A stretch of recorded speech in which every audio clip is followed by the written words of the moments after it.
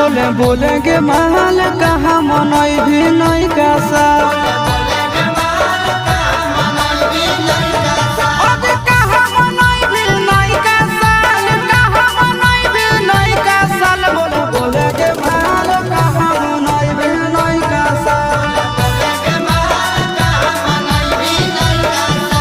बोले के महल कहाँ मनई भी नहीं का साल